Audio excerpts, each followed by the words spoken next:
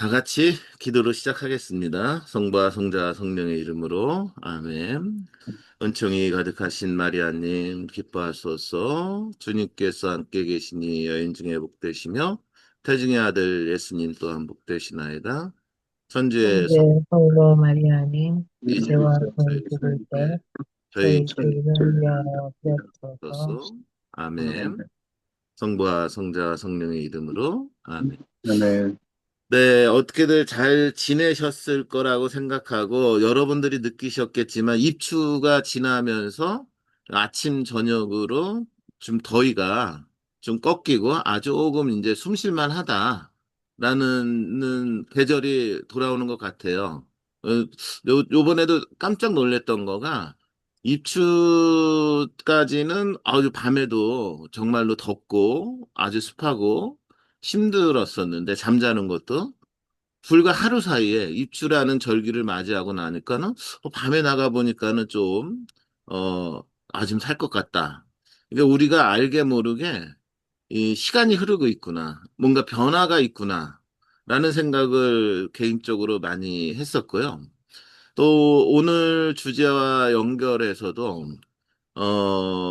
제가 그 거의 한 달 동안 집에서 뭐 외부 강의가 거의 없어서, 책상에 앉아서 이 책 저 책 보고 글 쓰고 또 확인하고 이러면서 이제 거의 집에 지냈는데, 근데 그 시간이 저한테는 무척 행복했어요. 응? 그러면서 오늘 강의가 주제가 고립과 외로움이다라고 볼 수 있는데, 도대체 이 외로움이 뭐냐라고 했을 적에 이 외롭다라는 것은 그냥 혼자 있는 것? 그건 아닌 것 같아요. 얼마든지 혼자 있다고 해서 해도 행복할 수 있고 그 안에서 기쁘게 살아갈 수 있는 거죠. 근데 이제 흔히들 사람들이 외롭다라고 했을 적에 내가 이 혼자 있는 거. 그래서 외롭다라고 생각하는 경향이 있는 게 아닌가 그런 생각을 하면서 도대체 그 외롭다라는 것이 철학적으로 또 심리학적으로 또 영성신학적으로 어떠한 의미를 지니고 우리에게 무슨 메시지를 전하고 있는지를 좀 찾아보는 이런 강의를 오늘 또 준비했습니다. 거듭 말씀드리지만 우리는 초연결 사회에 살아가고 있고, 많은 사람들이 서로가 쉽게 정보를 공유하면서 살아가죠. 근데 놀랍게도 과거보다 더 많은 것이 연결된 사회를 살아가는데, 그 사람들은 이상하게 외로워한다라는 것입니다. 그래서 세계보건기구에서는 그 외로움을 현대인의 대표적인 정신 건강을 해치는 그러한 것으로 보면서 아주 주의 깊게 바라보고 있죠. 그랬을 적에 이 외로움이라는 문제가 도대체 무엇인지 우리가 좀 살펴보는 거가 매우 중요한 작업일 거다라는 생각을 하게 됐습니다. 첫 번째, 오늘날 그 외로움이 나타나는 현상. 도대체 왜 인간은 외로울까라고 했을 적에, 볼 수 있는 것 중에 하나가 일종의 그 오늘날의 그 문화와 정서의 문제에서 좀 확인할 수가 있어요. 거듭 말씀드리지만 오늘날은 이 인터넷 의 발전으로 인해서 모든 것이 연결되어 있는 시대에 살아가죠. 근데 문제는 모든 것이 연결되어 있으면은 외로움이 없어야 하는데 사람들이 점점점점 더 많은 외로움을 느끼고 살아간다라는 거죠. 그러면 외로움은 혼자 있음의 문제는 아니다라는 얘기가 나오는 거죠. 즉, 누군가 함께 있으면서도 사람들은 근본적으로 외로워하고 있다라는 것을 명확하게 보여주는 것이 오늘날의 그 문화 현상이다라고 볼 수가 있어요. 그렇다면 왜 외로운가? 라고 얘기를 했을 적에 공감의 문제가 있어요. 그러니까 나라는 존재에 대해서 내가 얼만큼 이해하고 있느냐의 문제도 있고, 내가 나를 얼만큼 공감하느냐의 문제, 그리고 내가 타인과의 관계에서 얼만큼 공감하고 살아가느냐의 문제, 이런 부분에서 이 외로움이라는 문제가 형성된다라고 볼 수가 있죠.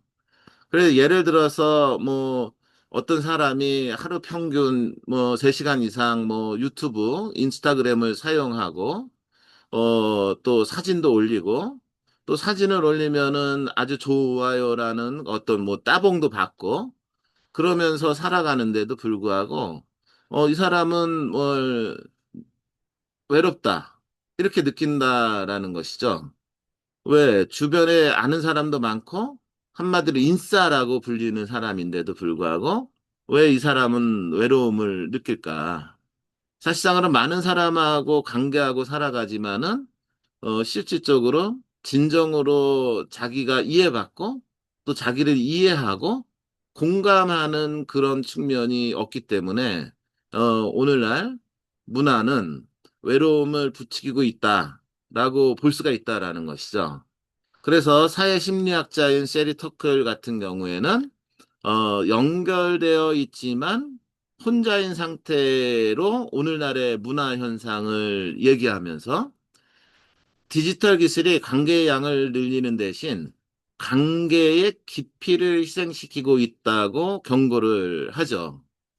그러면서 이분은 오늘날 사람들이 외로움을 견디기 위해 기술에 의존을 하고 그 결과 관계의 불편함을 피하면서도 동시에 진정한 만남의 능력을 상실한다고 분석을 해요.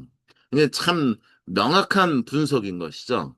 그러니까 사람들이 외로우니까 핸드폰을 통해서 서로 문자도 주고받고 카톡도 주고받고 카톡을 통해서 뭐 자기가 관심 있는 걸 올리기도 하고 또 어떤 사람은 유튜버를 통해서 관심 있는 것을 세상에 알리고 소통하고 있어요. 근데 그것 자체는 실질적으로 사람들을 직접 만나는 불편함을 피할 수 있으면서도 만날 수 있는 도구이죠. 하지만 오히려 이상하게 진정한 만남이라는 것이 그런 만남 때문에 오히려 상실되어 가고 그러다 보니까는 외로움이 더 극대화되어 가는 사회로 가고 있다라는 사회학자의 그 진단인 것이죠. 그렇기 때문에 이 외로움은 거듭 말씀드리지만 내가 혼자 있다.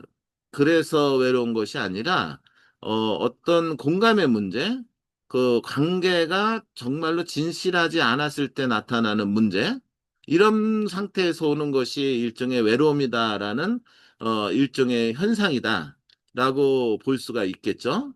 또 하나 우리가 좀 볼 수 있는 것이 뭐냐면 코로나 이후 가족 해체, 또 1인 가구 증가, 또 고령화가 시작되고 이러면서 이제 일상적인 접촉보다는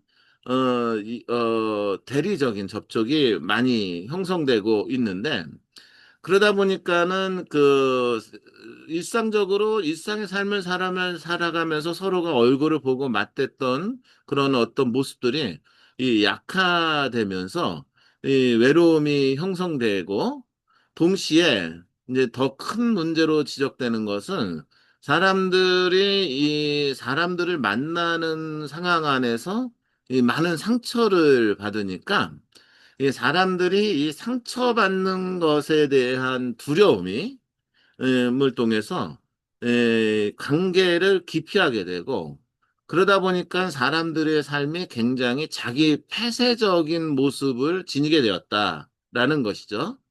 그러다 보니까는 이 외로움이라는 거가 점점 더 강화되는 그 악순환 구조를 형성하고 있다라는 것이 또 하나의 오늘날의 그 외로움이 나타나는 현상 중에 하나의 원인으로 보고 있죠. 어떤 직장인이 직장에서 동료들과 친밀하게 잘 지낼 수 있는데도 불구하고, 내가 괜히 이 사람들하고 가깝게 지내다 보면은 혹시 내가 믿었던 사람한테 배신당하면 어쩌지? 뭐 이런 그 일종의 그 자기 스스로가 상대에게 대해서 자기를 폐쇄하는 정체성이 형성되고 그러다 보니까 직장에서 일을 하다 보면은 공적인 거, 그냥 일하고 관계된 것만 관계하면서 살고, 사적인 부분에 대해서는 서로 이야기하지 않고, 그러다 보니까는 이 대화도 표면적이고, 그냥 얼굴을 알고, 그냥 있는 사람 정도로 지나면서 정서의 고립이 심화되고, 이러다 보니까는 일종의 그 현대인들의 외로움은 직장 생활을 하면서도 또 많은 사람들하고 관계하면서도 더 깊이 그 외로움의 악순환에 빠져든다라는 것이 또 하나의 현상이죠. 또 이러한 이 타자와의 관계, 또 자신과의 관계 안에서 오는 이러한 자기 폐쇄성은 단순히 거기서 끝나는 것이 아니라 하느님하고의 관계 안에서도 외로움을 극대화시키는 것으로 드러나죠. 옛날에 제가 그 강의를 할 적에 그 아케디아라는 개념을 여러분들한테 한번 소개한 적이 있는데 이 아케디아라는 것은 일종의 뭐 번역을 할 적에 영적인 게으름, 뭐 무관심, 자기 혐오 이렇게 번역할 수 있는 이 단어인데 이 단어는 에바그리스 폰티쿠스라는 분에 의해서 일곱 가지 제약 중에 하나로 분리되었던 그 개념이에요.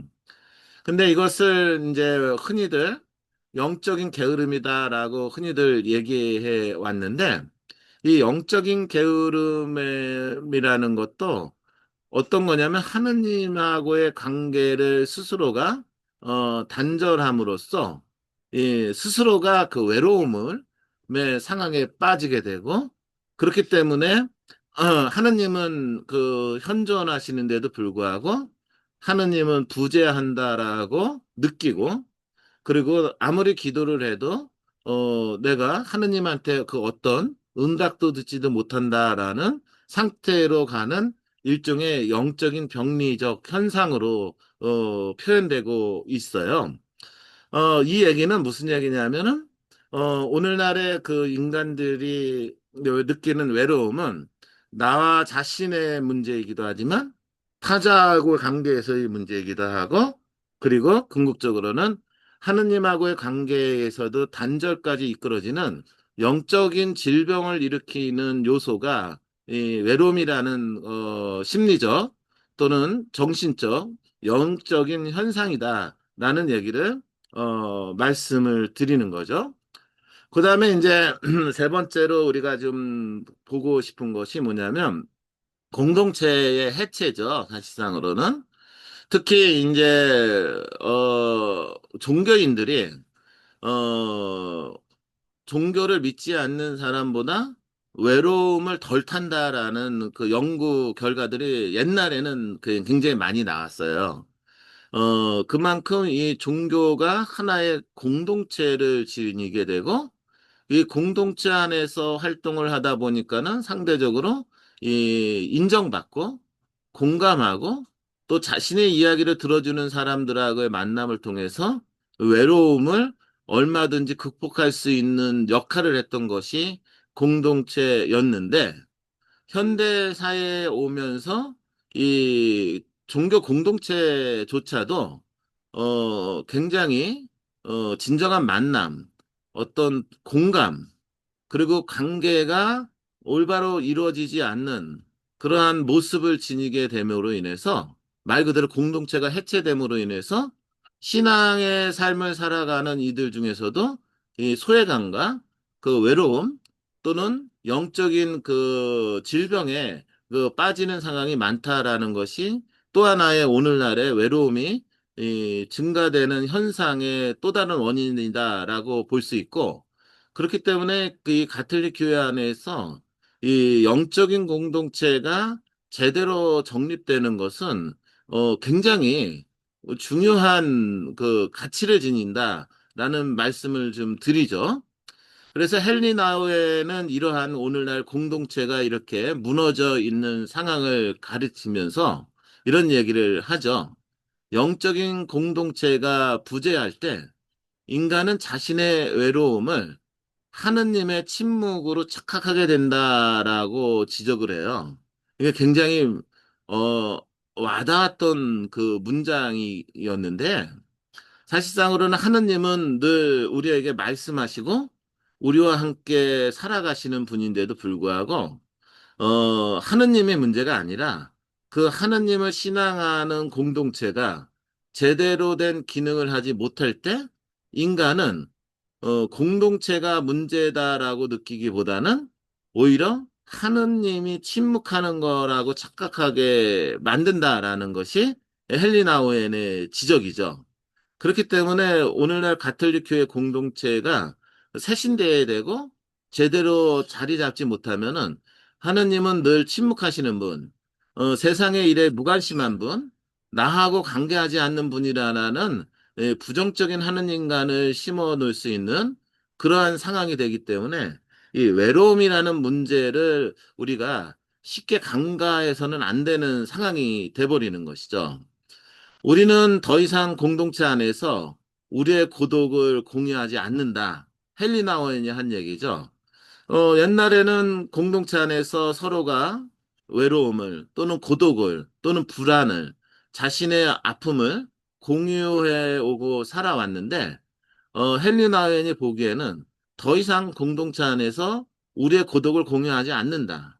그러자 외로움은 의미를 잃고 하느님마저 침묵하는 분으로 오해되기 시작한다라고 얘기를 하면서 이 외로움이 얼마나 무서운 상황으로 우리를 끌고 가는지를 다시 한번 그 헬리나에는 우리한테 제시를 해주고 있는 것이죠.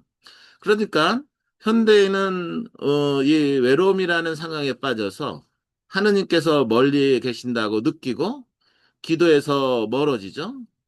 그러다 보면은 그런데 사실상으로는 그 내면을 들여다보면은 사실상으로는 그 이면에는 뭐가 있는 거냐면 이 공동체로부터 단절된 즉 나를 이해해 줄 수 있는 누군가가 부재된 것이 원인이다라는 진단을 내릴 수가 있는 것이죠.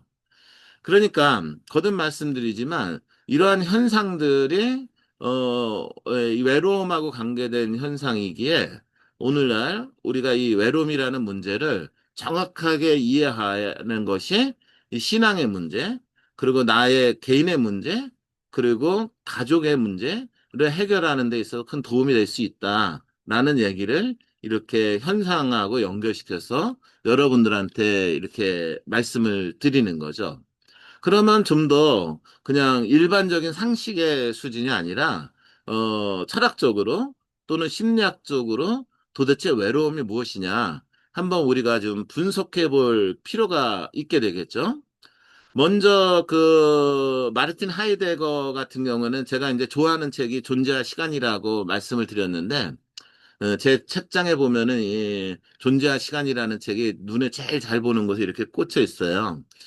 이 하이데거 같은 경우에는 인간이라는 존재를 이 일종의 다자인, 일종의 세계의 존재로 정의하는 거예요. 그러니까 이게 무슨 뜻이냐면은 인간이라는 존재는 그 자체로 고립된 실체가 아니라 세상 안에서 의미를 부여하고 해석하며 살아가는 존재다라는 개념을 세계의 존재라는 개념으로 얘기를 하는 거죠. 그러면서 이제 하이데거가 인간은 이 세상에 던져, 던져진 존재이며 시간성 속에서 끊임없이 자기 자신이 되어가야 하는 과제를 지닌 존재다라고 보는 사람이 이 인간 존재론에 대한 하이데거의 철학적 관점이에요. 그러니까 인간이 존재한다. 다른 말로 인간이 이 세상에 살아간다라고 얘기를 했을 적에는 인간은 늘 세상 안에서 끊임없이 타자와의 관계 안에서 세상하고의 삶 안에서 존재를 찾아가는 존재. 이렇게 규정된 것이 하이데거의 관점이죠. 그러니까 하이데거가 인간의 존재를 이렇게 봤기 때문에 그렇다면 외로움은 뭐냐라고 하면은 이 인간이라는 그 존재의 본래성이 파괴되어 있기 때문이다라고 볼 수가 있겠죠. 그래서 인간이라는 존재는 세상 안에서 끊임없이 되어가는 존재인데 그런데 오늘날의 그 현상은 보게 되면은 이 인간이 세상 안에서 끊임없이 존재가 파괴되고 있다. 그래서 하이데거의 말을 불리면은 인간은 사람들 속에서 사는 방식, 즉 타인의 기대와 사회 규범에 따라서 무비판적으로 자기를 구성하는 방식을 지니게 되는데 이것은 사실상으로는 이거는 인간이 존재하는 원래 본래적인 모습이 아니라 비본래적인 모습이다라는 것이죠. 그러다 보니까는 이 본래적인 존재가 존재로서의 가치를 지니며 살아야 되는데, 그렇지 못한 비본래적인 삶을 살아가다 보니까는 이 인간이 스스로 실존적인 고독, 다른 말로 그 외로움이라는 상태에 빠져들어간다라는 것이죠. 즉, 겉으로는 관계 속에 있는 듯 하지만은 실제로는 나 자신과의 관계가 단절된 상태, 즉, 존재론적 고립에 빠지는 것이다라고 본 사람이 이 말틴 하이데거예요. 근데 말틴 하이데거의 초점은 뭐냐면 이 외로움이라는 문제를 나라는 존재의 삶의 방식에서 벗어난 상태에 있기 때문에 나 자신과의 관계가 단절된다라는 이 셀프라는 영역에서 외로움이라는 문제를 철학적으로 그 규명을 하죠. 동시에 이러한 나 자신과의 단절, 진짜로 나라는 존재가 참 나라는 관계와 단절되는 이런 존재적인 고립은 타자와의 관계까지도 영향을 미치게 되겠죠. 그런 측면에서 이제 우리가 여러 가지 측면을 살펴볼 수가 있는데, 하이테거는 주로 나 자신과의 관계가 본래적이지 못한 상태로 살아가는 문제를 꼬집은 사람이죠. 그래서 좀 더 보면은, 이 하이데거는, 실존적인 단절을 극복하기 위해서는 이 나라는 자신의 본래적 자아, 나의 실존적인 삶을 찾아가기 위해서는 죽음에 대해서 좀 성찰해 보는 것이 매우 중요한 방법이 될 수 있다라고 얘기하면서 아까도 강의하기 전에 그냥 뭐 사담으로 죽음이야말로 인간한테 있어서 가장 중요하고 행복한 사건이다라는 얘기를 이제 사담으로 나누었는데, 사실상으로는 죽음은 정말로, 축복이거든요. 그런데도 불구하고 사람들은 죽음을 늘 회피하죠. 하지만 하이데거는 이렇게 얘기를 합니다. 인간의 죽음에 대해서 성찰을 하다 보면, 비로소 인간 존재가 나에 대한 진정한 존재의 의미를 찾을 수 있다라고 얘기하면서 철학적으로는 하이데거는 죽음을 늘 찾아보고 성찰하는 것이 진정한 존재의 삶, 즉 외롭지 않은 삶을 살 수 있는 길이다라고 제시한 분이에요. 예를 들어서 어떤 직장인이 외적으로는 성공하는 삶을 살고 있었지만, 어느 순간, 나는 누구지? 도대체 나라는 존재는 무엇이지라는 생각을 했을 적에, 나는 내가, 내가 누군지 모르겠다라는 그런, 일종의, 외로움, 어떤 허무감에 빠질 수 있다라는 거죠. 매일 반복되는 업무와 타인의 기대 속에서 살아가는 그는 어느 날 이 삶은 내 삶이 아닌데? 내가 정말로 추구하는 삶이 아니다라는 자각을 경험할 수 있게 되고, 이러한 그 경험은 인간을 굉장히 깊은 외로움과 절망으로 몰고 갈 수 있게 되는 것이죠. 그랬을 적에 그 외로움은 어디서 기운하느냐라고 봤을 때 하이데거의 관점에서 보면은 인간의 본래적 자기의 모습을 살아가지 못해서 나타나는 현상이다라고 진단할 수 있다라는 것이죠. 그러니까 철학적으로 하이데거에게 외로움은 뭐냐면 타자의 관계의 문제라기보다는 인간 자신이 원래 본래적인 존재인 자아의 본 모습을 살아가지 못했을 때 나타나는 현상이기에 외로움의 문제를 극복하는 것은 그 무엇보다도 본래적인 자아를 회복하는 것에 있다라는 것이 하이데거의 강점이죠. 그래서 외로움은 사실상으로는 먼저 나하고 내 안에 있는 나의 문제하고 연결돼 있다라는 것이 첫 번째로 우리가 얻어야 되는 그 중요한 개념이죠. 그래서 이런 상태에서 외로움이라는 것이 우리한테 다가올 수 있고요. 두 번째로 생각해 볼 수 있는 것은 외로움이라는 것이 꼭 그렇게만 오는가? 그렇지 않죠. 외로움은 타자와의 관계 안에서도 오거든요. 즉, 자신하고의 관계 안에서 오는 것도 외로움이고, 두 번째로 타자의 관계에서도 오는 것도 외로움이에요. 그랬을 때 타자의 관계에서 오는 외로움을 얘기하는 학자가 있는데, 그 양반이 그 유명한 임마누엘 레비나스인 거죠. 임마누엘 레비나스 같은 경우에는 이 외로움 또는 고립을 타자에 대한 응답의 부재라고 규정을 합니다. 이 양반의 책 중에 굉장히 읽을 만한 철학적이고 책이 있는데 그게 이제 전체성과 무한이다라는 개념의 이을 바탕으로 하는 책이 있는데 특히 이제 제가 이제 좋아하는 개념이 이 무한, 인피니티라는 개념인데 인간 존재의 본질은 는 타자와의 만남 안에서 드러난다라고 주장하는 사람이 레비나스예요. 그래서 레비나스에게 있어서 타자는 단순한 어떤 사람이 아니라 나에게 도덕적인 책임을 요청하는 어떤 업솔루트한 절대적인 존재, 얼굴이라고 볼 수 있는 것이죠. 그래서 저게 이제 이 양반은 철학자니까는 이 양반은 절대적인 존재 이렇게 표현하는 거죠. 만약 이 양반이 신학적인 언어로 표현한다면 하느님 이렇게 표현할 거예요.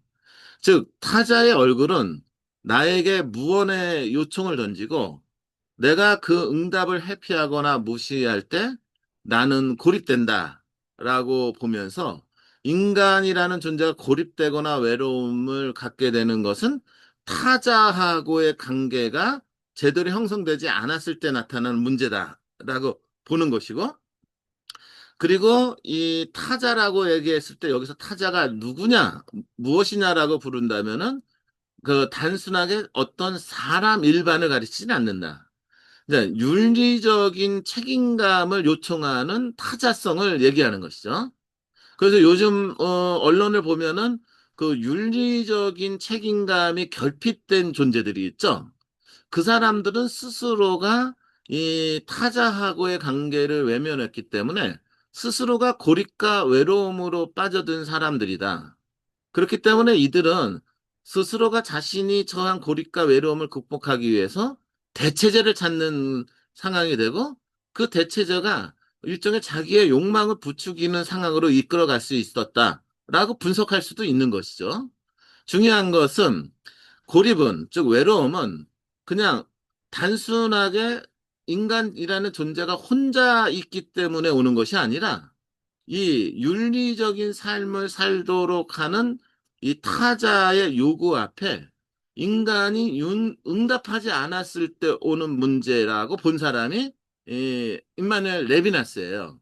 그러니까 이게 굉장히 윤리신학적인 측면에서도 중요한 건데 도덕적으로 예를 들어서 우리가 타자의 관계 안에서 그냥 사람하고의 관계 안에서 거짓말을 상시한다면은 이 사람은 그 타자의 관계에서 오는 문제라기보다는 자기가 이 윤리적인 삶을 살지 못했기 때문에 스스로가 타자하고 고립되는 그리고 스스로가 외로움을 찾아가는 상태가 돼버리는 그런 모습이다라고 이해할 수가 있겠죠. 이때 타자는 나와 같은 존재 조건을 지닌 자가 아니고 오히려 나와 다름 속에 있으며 내가 예측하거나 파악할 수 없는 존재로서 나의 윤리적 자유를 열어주는 초월적인 문이다 라고 얘기를 하면서 그래서 그 인피니티, 무한이라는 단어가 바로 이때 쓰이는 것이에요. 그래서 이 레비나스는 이 타자의 무한성을 얘기를 하는 것이죠.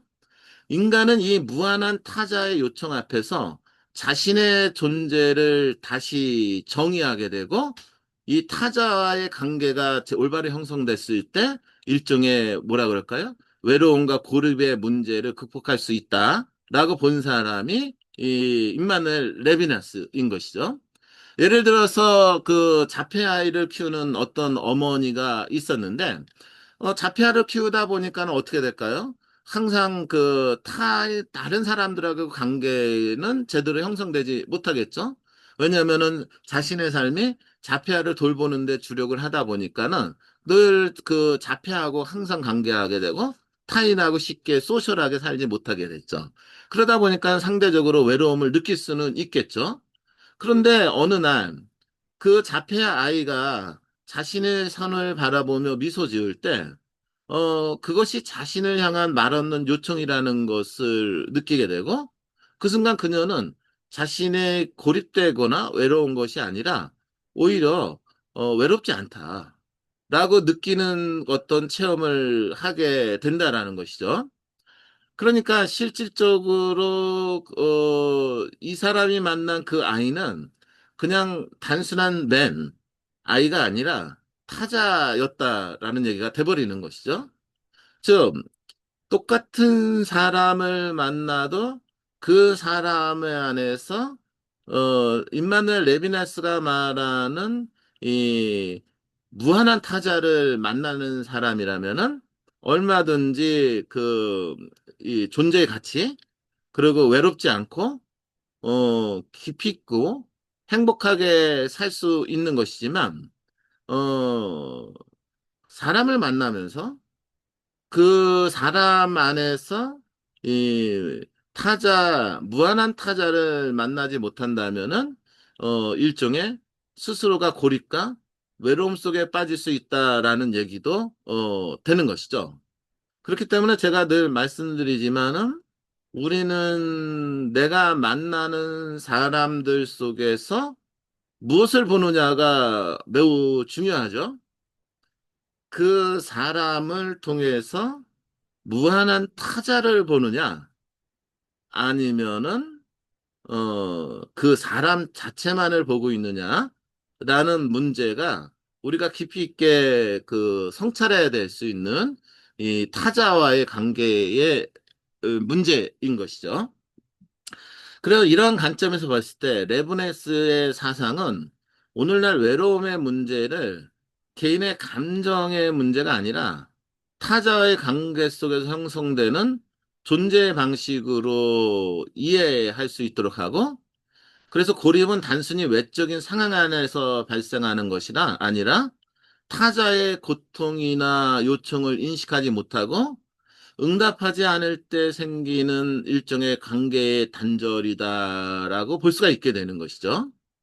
따라서 외로움은 사회적 고립이나 정서적 단절 이전에 타자 앞에서 책임 있게 존재하지 못하는 인간의 본질적 한계를 드러내는 것이다라고 볼 수 있죠.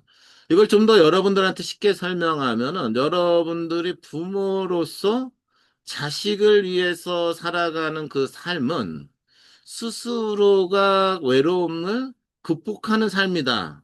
이렇게 표현할 수 있죠. 왜냐면은 부모는 자녀를 위해서 살아가고, 그 자녀가 어떻게 해서든지 올바로 잘 살아갈 수 있도록 하는 그 존재적인 삶을 살죠.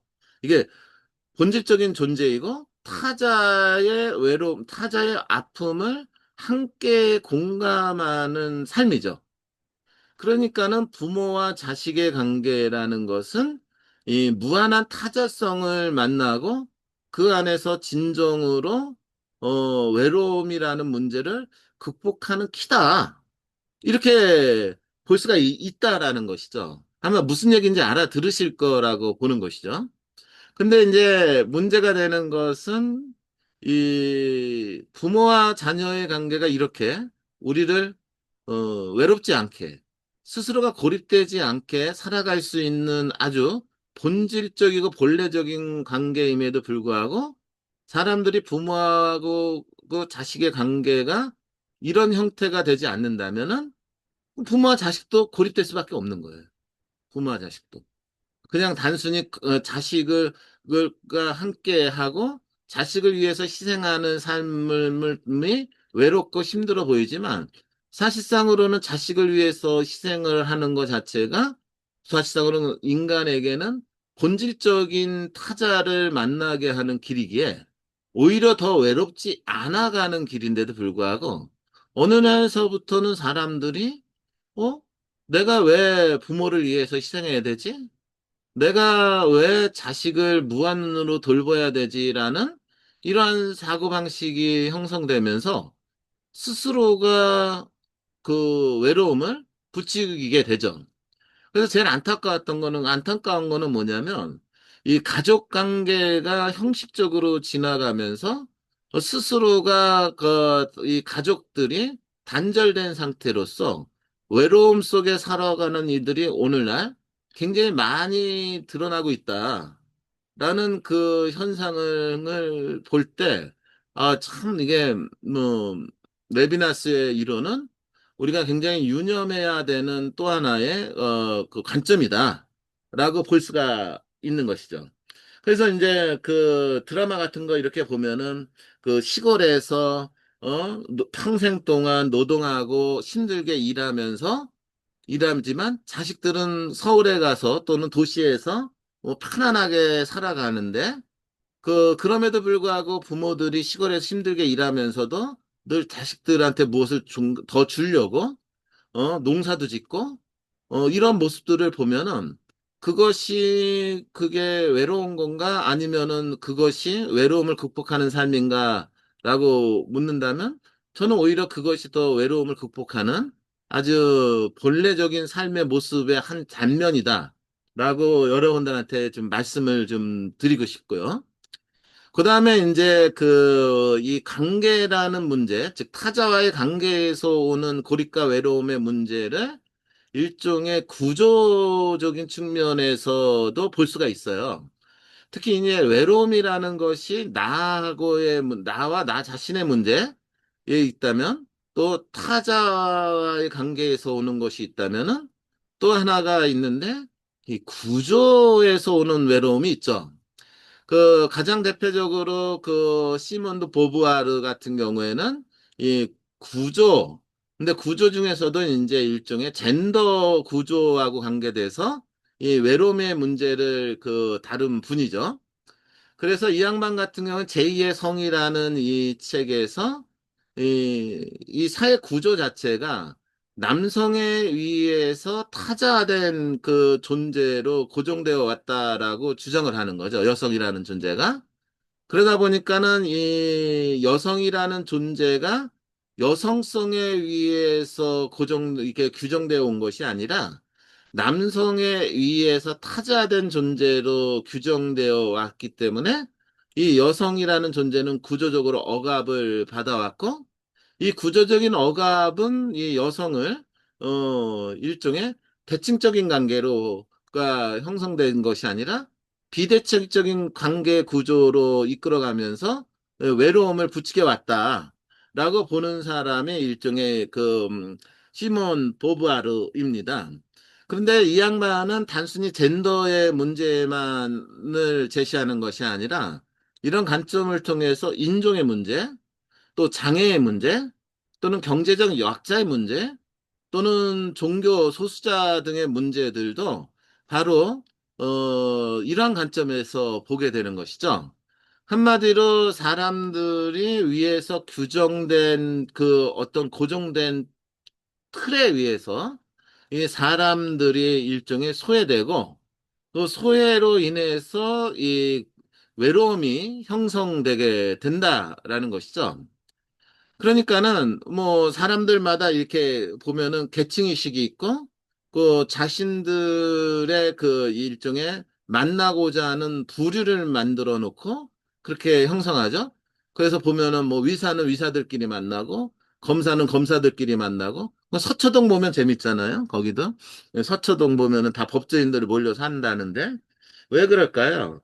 아마 자기들끼리 만나다 보면은 편하겠죠. 동료의식도 생기고 또 공감도 있고 그걸 나쁘다고 보지는 않는데 문제는 그러다 보면은 자기들끼리의 무리에서 벗어난 존재들을 일종의 타자화시키고 한마디로 자기들과 다른 존재로 규정을 하게 되고, 그들에 의해서 다른 존재들이 일종의 그 소외를 느끼게 되고, 그 소외는 그 타자들을 외로움으로 몰고 가는 구조적인 악이 된다라는 얘기가 돼버리는 거죠. 사실상으로는.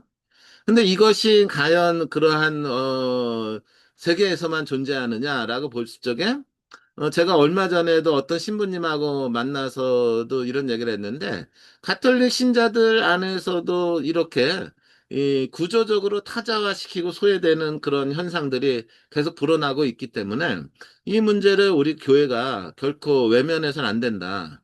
라고 해서 구조적으로 사람들을 그 일종의 외로움이라는 상태로, 고립된 상태로 몰고 가는 상황을 우리는 명확하게 보고, 신학교 안에서도 이런 교육이 필요하고, 교회 공동체 안에서도 이 문제를 직시하고 해결하는 노력들이 있어야 된다라는 얘기를 했었죠.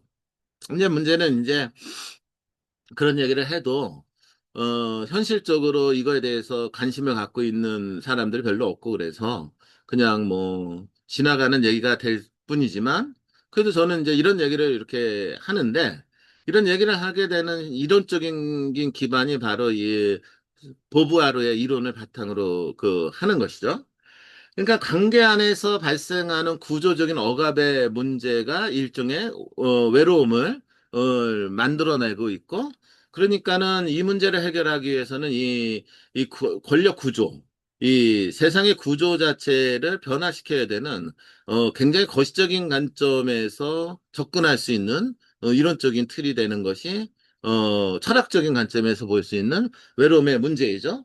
자, 그러니까 외로움이라는 문제는 나 자신이 나의 본래적인 삶을 살지 못해서 나는 문제이기도 하고, 무한한 타자를 제대로 만나지 못해서 오는 문제이기도 하고, 그 다음에 구조에서 오는 문제이기도 하다라는 것이 철학적인 관점에서 보는 외로움이 나타나는 현상이다. 이렇게 볼 수 있고, 아마 이것이 분리되어 있기보다는 복합적으로 우리의 삶에 지금 작용하고 있는 그런 문제이기에 사람들은 알게 모르게 끊임없이 이 외로움이라는 이 감성적인 이 현상에 빠져들어간다라고 볼 수가 있겠죠. 그리고 여러분들이 이러한 세 가지 관점을 좀 이렇게 잘 성찰해서 내가 외롭다라고 느끼는 분이 있다면 나는 지금 어떠한 이유로 어떠한 상태에서 지금 내가 외로움을 느끼는지를 한번 볼 수 있는 일종의 그 키가 될 수 있다라고 볼 수가 있겠죠? 그래서 여러분들 이제 단순하게 강의를 듣는 것이 중요한 게 아니라 여러분들이 이 강의를 들으면서 한번 생각을 해보셔야 돼요. 내가 어떠한 측면에서 지금 나는 외로움이라는 상황에 빠져 있는가? 그것을 정확하게 봐야지만 내가 이것을 어떻게 극복할 수 있는지에 대한 단서라도 찾을 수 있다라는 것이 제가 오늘 여러분들한테 드리고자 하는 또 하나의 그 핵심이죠. 그 다음에 이제 철학적으로 이렇게 본다면은, 끝인가? 그게 아니고, 외로움이라는 문제는 사실은 인간의 심리학적인 문제하고도 굉장히 연결되어 있기 때문에, 심리학적인 관점에서도 이 외로움이라는 문제를 좀 진단해 볼 필요가 있었던 것이죠. 그래서 가장 먼저 눈에 들어왔던 분이 이 볼비라는 분인데, 이 볼비라는 분은 일종의 애착 이론이라는 것을 제시한 분이에요. 즉, 어린 시절에 그 양육자, 즉, 엄마가 되든, 아빠가 되든, 뭐, 할머니가 되든, 이 양육자와의 안정적인 관계 형성이 평생의 정서 안정성과 대인관계의 토대가 된다고 주장하는 사람이 이 존 볼비죠. 그래서 제가 이제 지금 제일 안타까운 거는 뭐냐면 현대의 젊은이들이 특히 요즘 10대, 20대 애들 중에 약간 기현상, 즉 우리가 정말로 이해하지 못하는 행동과 사고방식을 지니는 젊은이들이 나타나는 이유가 뭘까? 라고 물어보면은 그것은 그 세대의 잘못이다. 그 부모 세대의 잘못이다라고 저는 그 진단할 수 있는데, 예, 쉽게 말하면 지금 현재 10대, 20대를 기리는 그 뭐 양육하는 부모 세대가 보통 이제 40대란 말이죠. 근데 이 40대는 우리 세대하고 다르게 이 극도의 산업화 시대의 맞벌이 부부 세대였던 거예요. 그러다 보니까는 부모들이 어린 시절부터 아이들을 직접 양육하기보다는 소위 말해서 어린이집에다가 맡겨왔거든요. 그러다 보니까는 이 아이들이 이 끊임없이 부모하고의 관계 안에서 안정적인 관계 형성이 덜 형성된 거다라고 볼 수가 있죠. 그렇게 되니까는 아이들이 어렸을 때 이 관계, 인격적 관계 형성, 안정적 관계 형성이 덜 형성된 아이들이 자라서 10대, 20대가 되다 보니까는 그 아이들이 그 일종의 볼비의 관점에 따르면 비틀어진 그 사고방식, 비틀어진 행동 양식을 보이고 있다라고 충분히 볼 수 있는 것이 이 볼비의 이 애착 이론이에요. 그래서 애착이 안정적으로 형성되지 못할 경우 성인은 대인관계에서 지속적인 불안을 경험하거나 타인과의 관계 형성을 회피하는 경향을 보이죠. 그래서 여러분들 가끔가다 언론에서 보면은 젊은이들이 20대 애들이 집안에 자기 방에 앉아서 뭐 유튜브를 하거나 게임을 하거나 그러면서 많은 시간을 보내고 있다라는 얘기를 굉장히 많이 듣죠. 그게 왜 그러죠? 어린 시절에 진정한 부모하고의 관계 형성이 안 되다 보니까 얘네들은 관계를 맺는다라는 거가 굉장히 불편한 거예요. 이게 습득이 돼버린 거예요.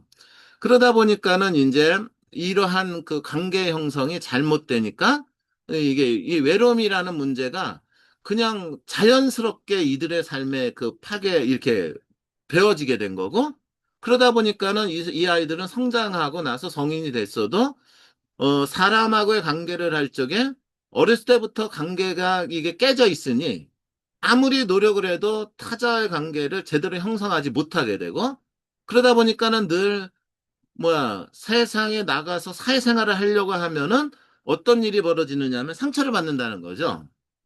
그러면 이 상처를 받으면은 이 문제를 관계를 통해서 극복을 해 나가야 되는데 이미 성장이 시작되는 부분서부터 관계 형성이 제대로 안 되는 아이들이기 때문에, 즉, 습득이 안 되어 있기 때문에 아이들이 그 문제를 회피하게 되게 되고, 이 아이들은 끊임없이 죽을 때까지 외로움이라는 상황으로 몰려간다라는 것이 이 볼비의 애착 이론이에요.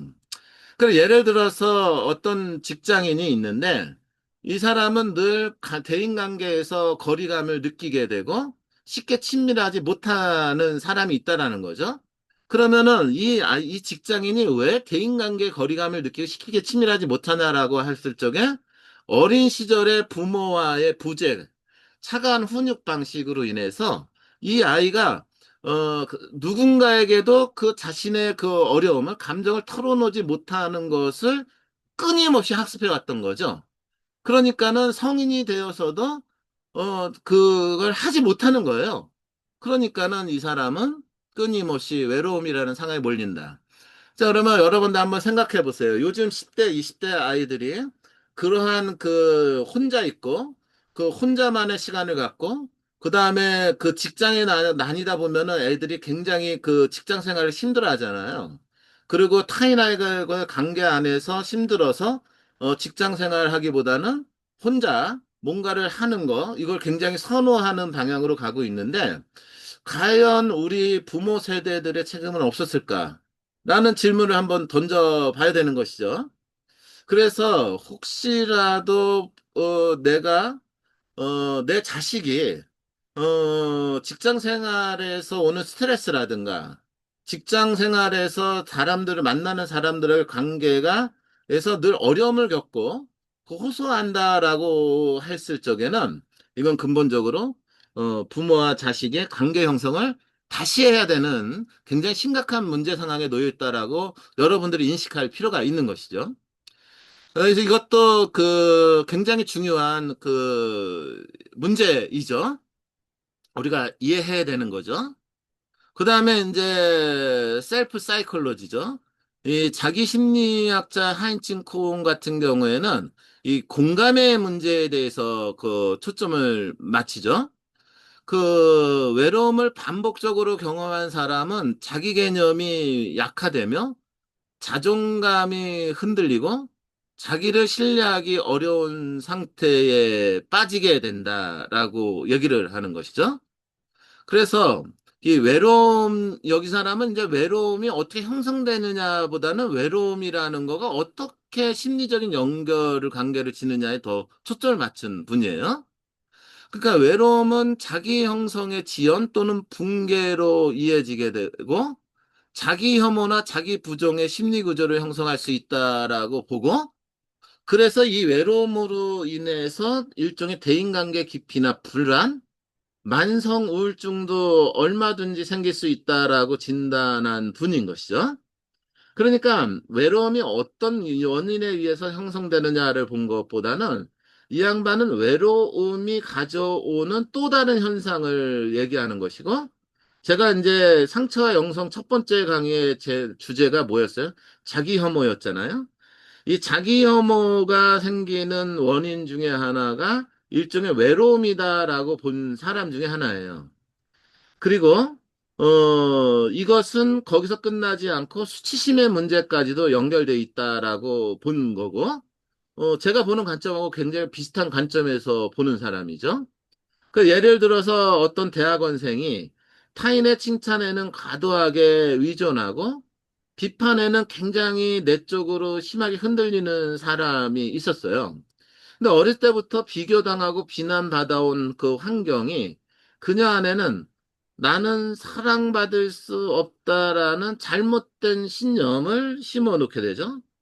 따라서 그녀는 다른 사람과 있어도 자신이 진짜로 받아들여지고 있다는 느낌을 못하게 되고 이렇게 되니까는 이제 이 외로움이라는 거가 이 강화되게 되고 그 외로움이 강화된다라는 것은 거기서 끝나가지 않은 것이 아니라 나라는 존재는 사랑받을 수 있는 존재가 아니야라는 일종의 자기 혐오까지 이어지게 되고 자기 혐오는 일종의 심리적인 불안감과 만성 우울증을 이끌어낼 수 있게 되는 그 상황까지 도달하게 된다라고 진단한 분이죠. 그러니까는 이 외로움이라는 문제는 거듭 얘기하지만은 그냥 이거는 심리적으로 내가 느끼는 어떤 감성 정도로가 되면 안 되고 우리의 삶 전체를 그 파괴하는 그리고 관계 자체를 파괴시키는 무서운 것이 된다라는 것이고 그런데 그러면은 이 외로움이라는 문제를 해결하기 위해서 가장 중요한 건 뭘까라고 본다면은, 이 양반의 관점에 의해서는 끊임없이 공감받는 거예요. 공감하는 거. 그러니까 내가, 이해하지 못하는 존재조차도 이 공감하려고 하는 관계, 또 공감받았다라는 체험들 이런 것들이 있을 적에 일종의 외로움이라는 이 문제를 근원적으로 해결할 수 있다라는 일종의 성찰과 분석을 던져주는 이론이죠. 그 다음에 이제 또 하나 이제 제가 주목했던 거가 비슷한 거지만은 일종의 중간 공간 개념이 필요해요. 중간 공간. 근데 이게 이제 이 도널드 위니콧이라는 분이 얘기한 건데, 이 일종의 이 중간 공간이라는 것이 굉장히 중요한데, 여러분들한테 묻고 싶은 거가 제가 중간 공간이거든요. 중간 공간. 그러니까, 이게 이 중간 공간을 제가 이렇게 좀 설명하기가 좀 어려워갖고, 오늘도 굉장히 많이 고민을 했는데, 엊그저께 제가 한 6개월 만에, 6개월 만에, 여러분들 제가 가끔가다 말씀드리는 신부님을 만났어요. 제 아가 아주 절친이라고 생각하는 신부님을 만났죠. 그래서 한 4시간 동안 그냥 뭐 어떤 주제를 갖고가 아니라 그냥 뭐 오늘날의 그 공통되는 고민의 문제에 대해서 서로 아주 그냥 뭐 편안한 시간에 편안하게 얘기하면서 지냈죠. 그랬는데 이제 그 관계가 그 친구 신부님하고의 관계가 저한테는 중간 공간이에요. 그러니까 이게 중간 공간인데 한번 좀 들어보세요.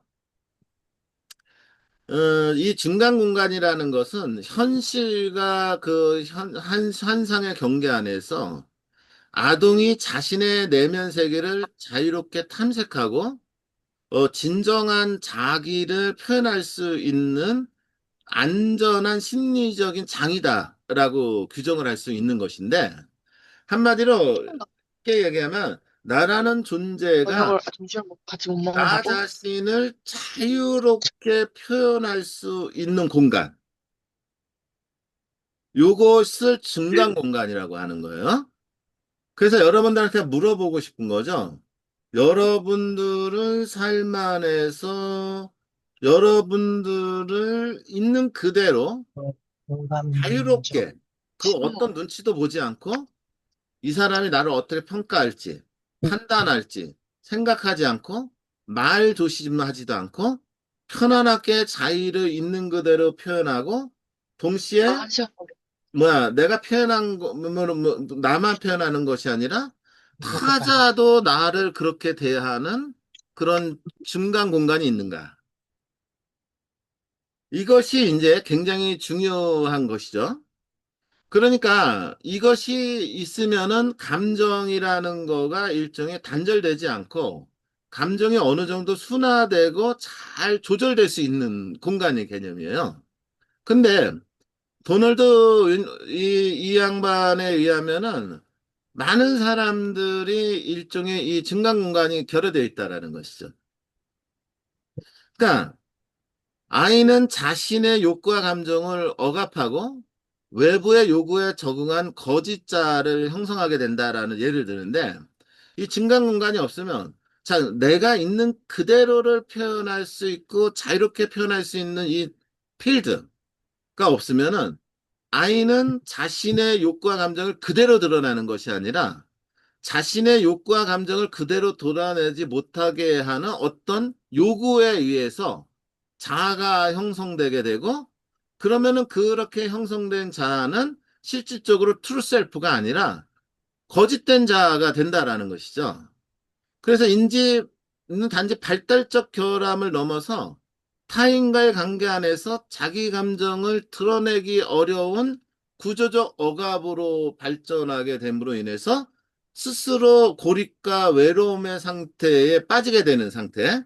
이것이 이제 도널드 윈니콧이라는 정신 분석학자가 파악하는 외로움의 원인이 돼버리는 거죠. 그래서 예를 들어서 어떤 초등학교 교수가 있었는데 늘 착하고 잘 참는 아이로 자란 거예요. 이 아이는 그러니까 늘 착하고 잘 참는 아이. 이거 굉장히 심각한 거거든요. 그 무슨 얘기인지 아시죠? 어? 굉장히 심각한 거예요, 여러분들. 어? 그러니까 이런 거죠. 내 자식이 늘 내 얘기는 잘 들어줘. 그리고 늘 내가 원하는 걸 잘해줘. 이거 한번 고민해 볼 필요가 있어요. 어쩌면은 내 자식은 내가 원하는 것을 들어주기 위해서 만들어져 낸 자아일 수 있어요. 그러다 보면은 나중에 어느 순간에 이 아이가, 내가 아니다. 아까도 얘기했지만, 내가 아니다. 라는, 인사이트가 오는 순간에 그러면 내가 아니다 만든 존재가 나의 부모다라고 하게 되면 완전히 관계가 끊어버려지는 거죠. 이렇게 돼버리는 거예요. 그래서 이제 가끔가다 그 상담을 하다 보면은 부모와 자식 간의 관계 안에서 이렇게 해서 끊어진 관계들이 있어요. 그거는 일종의 부모의 문제이기도 하지만은 동시에 그 자아의 문제이기도 하고 여러 가지 이제 원인이 있었죠. 여하튼 이렇게 자란 아이, 그런데 성인이 된 지금 그녀는 가까운 친구나 연인에게 자신의 감정을 표현하지 못해요. 불편함이 있어도 참아요. 근데 이제 우리가 흔히들 불편함이 있어도 잘 참는 아이를 보면은 칭찬을 하죠. 아, 너 훌륭하다. 그런데 그 아내의 그 내면 안에는 이런 게 생긴다는 거죠. 진짜 나를 드러내면은 나는 버림받을 것 같다라는 두려움이 생긴다는 거죠. 그러니까 이것조차도 일종의 감정이 드러나지 않는 단절 상태로 살아가게 되고, 그러다 보면은 이 아이는 이제 나이가 들고 들어가면 들어갈수록 더 깊은 그 외로움 속에 빠지게 되죠. 그 다음에 이제 또 제가 이 비슷한 논지에서 이제 이거는 이제 후천적인 거, 현상적인 건데, 여러분들 알다시피 PTSD라고 그 어떠한 그 상처가 있고 나서 생기는 스트레스 장애를 가르치죠. 그래서 흔히들 우리나라 말로 번역을 하면 외상후 스트레스 장애라는 것이 있는데, 이 로저 호로이치라는 분은 이 외상후 스트레스 장애에 관심을 가지면서 요것로 인해서 외로움과 고립감이 형성될 수 있다라고 또 우리한테 제시를 하는 것이죠. 근데 아마 이 PTSD 같은 경우에는 여러분들의 삶에서도 굉장히 복합적으로 작용하고 있는 또 하나의 그 문제라고 볼 수가 있는 것이죠. 일종의 어떠한 그 사건이 있었던 거죠. 상처를 받는. 그러면은 그 상처를 받는 사건으로 끝나는 것이 아니라 상처를 받고 난 이후에도 그것이 계속해서 영향을 미치죠. 그래서 여러분들 알다시피 교통사고가 한번 난 사람은 이 교통사고 난 걸로 끝나는 것이 아니라 교통사고 난 이후에도 이 차를 운전할 때 항상 두려움이 있죠. 그게 일종의 그런 것들이 다 일종의 PTSD거든요. 그러니까는 이러한 것들이 일종의 문제가 돼서 일종의 외로움 이런 것들을 만들어낼 수 있고 고립감으로 형성해 나갈 수 있다라는 얘기죠. 일종의 그 트라우마라고들 불리울 수 있는 것인데 예를 들어서 어떤 그 구조대원이 있었는데 수년 전 그 화재 현장에서 동료를 잃었죠. 그런 다음에 주변 사람들과는 깊은 대화를 나누지 못하게 되고 그 감정을 느끼는 일에 둔감해진다라는 것입니다. 그러면서 이 양반이 그런 얘기를 했대요. 뭔가 내 안에서 뭔가 끊어졌다. 그러면서 그 이제 더 이상 그 이 동료를 잃고 난 이후에는 이 동료들에 대한 감정, 공감 이게 이제 없어지죠. 그렇게 되니까는 아까도 얘기했지만은 타자와의 관계 안에서의 공감이 형성 안 되면 이것도 외로움을 불러일으키니까 이 사람 같은 경우에는 일종의 트라우마에 의해서 깊은 외로움과 정서적 무감각 상태를 겪게 되고 그렇게 되면은 스스로가 이제 또 고립되고 외로움에 처하게 되는 거죠. 그러니까 이거는 이 사람의 문제라기보다는 어떤 그, 이 트라우마, 이런 것들에 대해서 우리가 깊이 있게 생각해 봐야 되겠죠. 그래서 세월호 사건을 겪은 이들, 그들이 겪고 있는 정서적 고립감과 외로움의 문제, 과연 그들이 겪는 정서적 고립감과 외로움, 단절, 이 문제에 대해서 우리 사회는 얼만큼 고민하고 있고, 우리가 그들을 위해서 무엇을 할 수 있는지 고민하고 있는지, 그러니까 단순히 세월호 사건만이 아니죠. 뭐 역사적으로 있었던 수많은 사건들, 뭐 광주 사태도 그렇고, 또 요번에 12.3 사태도 마찬가지죠. 12.3 사태가 그냥 하나의 사태로 끝나는 것이 아니라 그것이 전 국민에게 미치고 있는 트라우마, 이런 문제들에 대해서도 누군가 평가하고 진단하고 봐야 되는 그런 것이죠. 그러다 보면은 이 트라우마라는 것은 어떤 한 개인의 문제가 아니라 굉장히 많은 사람들한테 영향을 미칠 수 있는 것이고, 그러면 사상 자체가 고립과 외로움으로 치닫게 되는 것이 되겠죠. 무슨 얘기인지 아시겠죠? 그러니까 여러분들 그 이제 보세요. 여러분들이 삶에서 나는 외롭다라고 느낄 적에 그 외로움이라는 것이 도대체 무엇이냐? 이게 중요한 게 아니라 이 내가 느끼는 이 외로움이라는 것이 어디서부터 기윤했느냐라는 거가 먼저 파악이 돼야 되죠. 그랬을 적에 철학적인 관점에서도 그렇고 심리학적인 관점에서도 그렇고 이렇게 다양한 이 학자들의 노력에 의해서 외로움이라는 것이 어떻게 형성되는지 우리한테 제시하고 있는 이 관점은 우리 신앙인들한테 저는 이거는 상식과 같이 지금 알려져야 되고 여러분들 스스로도 이걸 알고 있어야지만 누군가에게 도움이 될 수 있고 본인에게도 도움이 될 수 있다라는 것이죠. 그래서 이제 이거를 이제 바탕으로 해서 이제 제가 비교 대조하면서 이 다층적인 구조를 분석을 해보니까 이제 지금까지 한 강의를 여러분들 이 조그만 분석 틀 안에서 이제 확인할 수가 있는데, 그 외로움이라는 그 본질, 원인, 관계성, 고립의 양상, 회복의 조건을 이렇게 분석을 해볼 수가 있죠. 그래서 첫 번째로 외로움의 본질이라는 측면에서 보면은 이 철학적인 관점에서는 존재론적인 측면이 굉장히 강해요. 그다음 심리학적인 관점에서 보면은 이제 애착 결핍이라든가 이러한 그 정서적 고립 이런 측면이 강하고 이 그런데 요거를 좀 이해를 해보면은 결국은 외로움이라는 것은 존재 자체의 단절, 즉 나와 나와의 단절, 나와 타자와의 단절이기도 하고 동시에 정서적이고 발달하는 과정 안에서 결핍에서 연결된 문제다라는 것을 일단은 볼 수가 있겠죠. 통합적으로.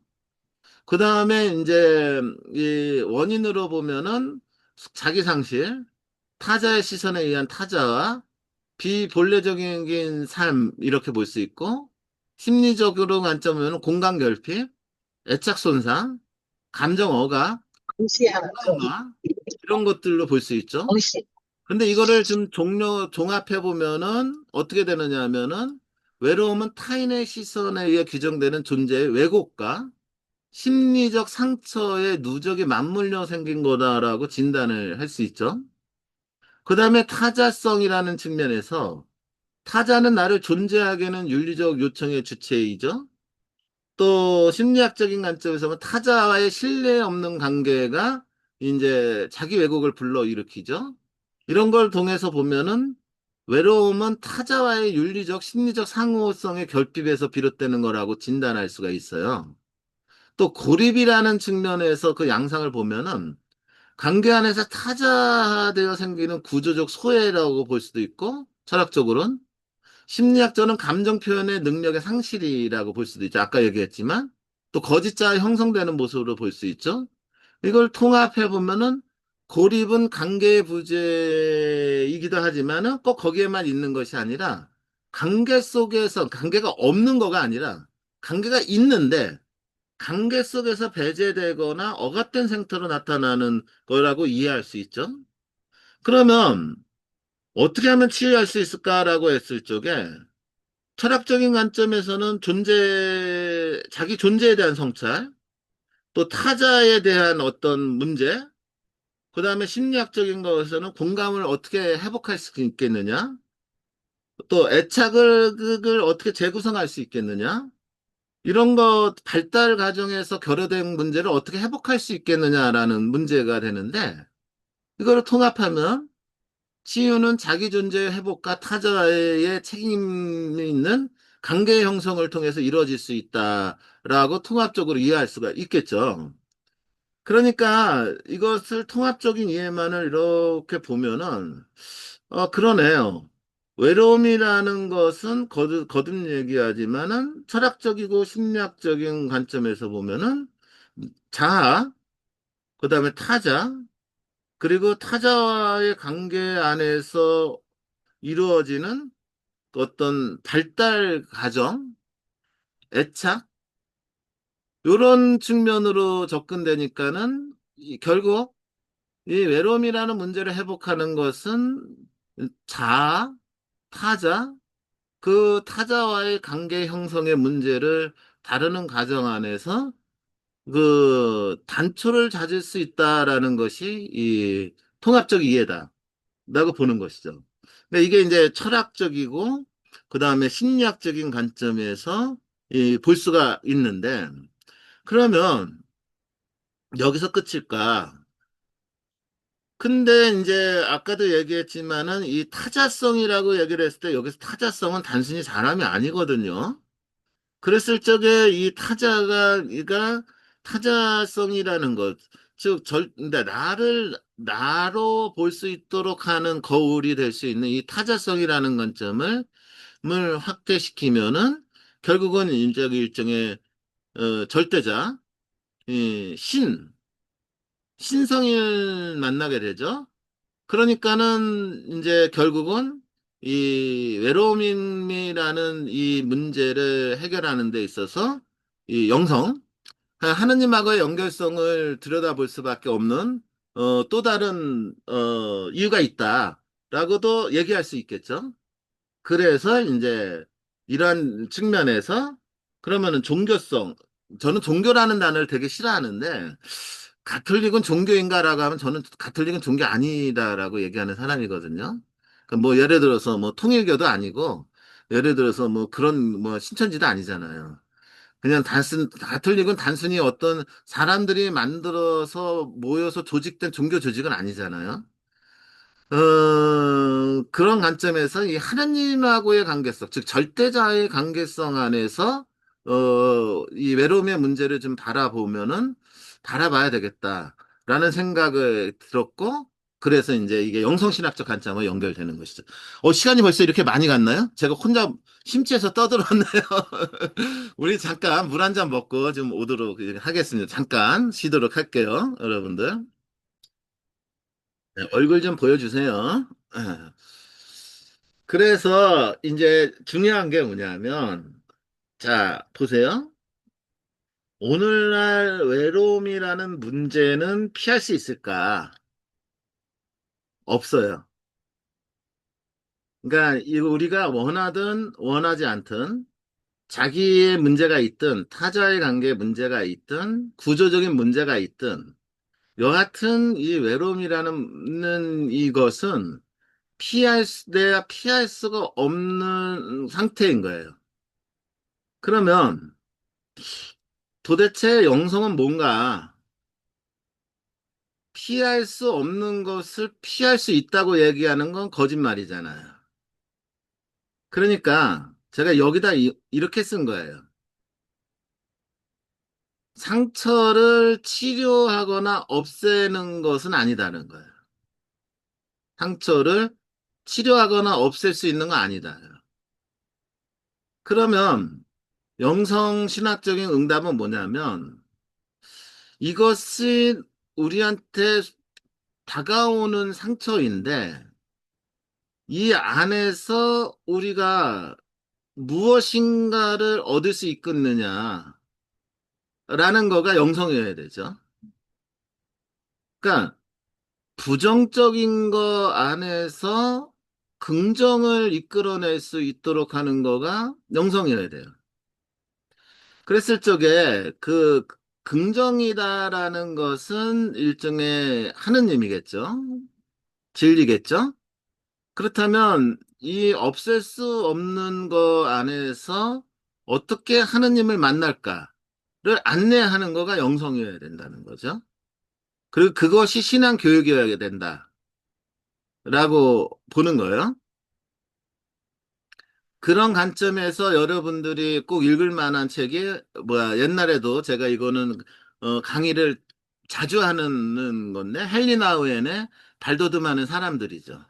그래서 제가 옛날에 강의도 했었고 뭐 자주 소개하는 책인데 이 양반 같은 경우는 영적인 삶의 세 가지 움직임을 얘기를 하면서 외로움은 피해야 할 고통이 아니라 일종의 전환될 수 있는 것이다. 외로움 자체가 하느님이 부재처럼 느껴질 수 있으나 사실은 하느님의 침묵으로 들어가는 토대가 될 수 있다. 라는 거가 일종의 헨리 나우엔의 그 중요한 관점이죠. 즉, 어느 성당에서 어떤 신자분이 성당에 가면은 아무도 나에게 말을 걸지 않는다라는 하면서 외롭다라고 느낀다라는 거죠.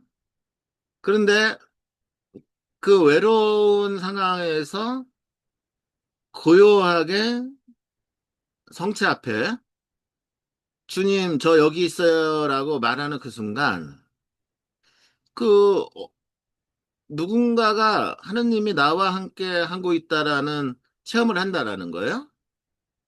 그게 무슨 얘기예요?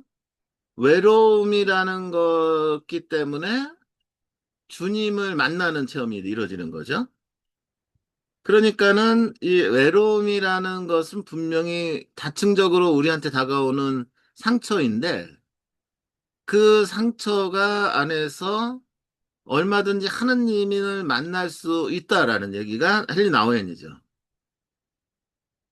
근데 거듭 얘기하지만 이것은 하느님이 우리한테 주는 것이죠.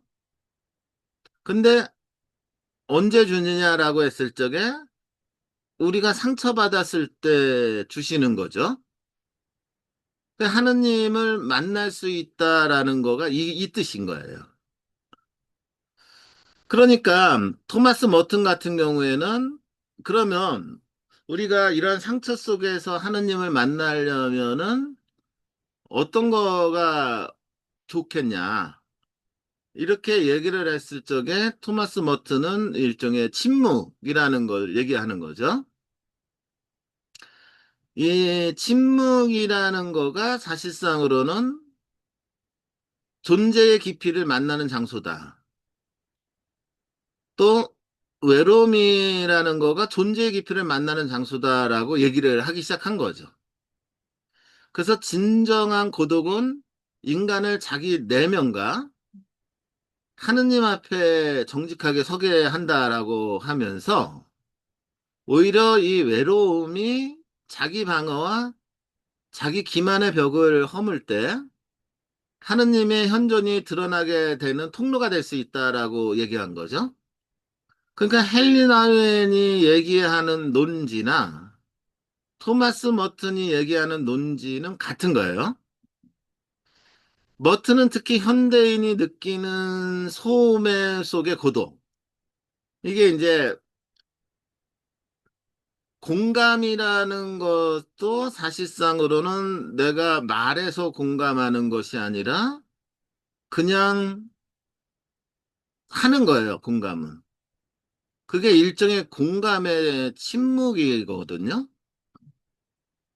그러니까 누군가가 여러분들 굉장히 어렵고 힘든 상황에 있을 적에 힘든 사람한테 가갖고 좋은 얘기 한다고 해갖고 공감되는 거 아니에요. 공감은 그 사람의 힘듦을 내가 존재적으로 받아들이는 행위죠.